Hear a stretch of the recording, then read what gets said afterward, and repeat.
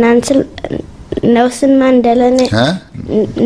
Mandela ने अपनी पूरी जिंदगी ब्लैक पीपल के राइट्स के लिए फाइट किया है। अच्छा, अब तो वो फोत हो गया है। फिर तो आपको क्या लगता है, कौन फाइट करेगा?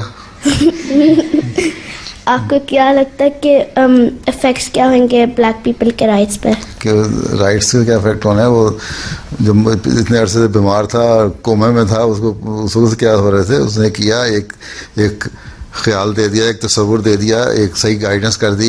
एक दफ़ा एक स्ट्राइक हो रही थी, बाहर निकला, देखा स्टूडेंट भी स्ट्राइक पे हैं, वर्कर भी स्ट्राइक पे हैं। वो बाहर निकला, उन्होंने स्टूडेंट को कहा बच्चों जाओ स्कूल, कोई स्ट्राइक नहीं, लोगों को जाओ काम करो, कोई स्ट्राइक नहीं, जाके काम करो ताकि अपने मुल्क को, अपनी कौम को, अपनी नेशन को तरक्की दो, हैं?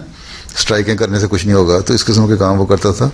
अफ्रीका की आज़ादी के लिए, इंडिपेंडेंस के लिए सो बहुत बड़ा काम किया है। वो घाना का जो पहला प्रेसिडेंट था ना, क्वामे नक्रुमा, उसने किया है। उसके बाद उसने पहले घाना को आज़ादी दिलाई, फिर बाकी अफ्रीका में आज़ादी फैली।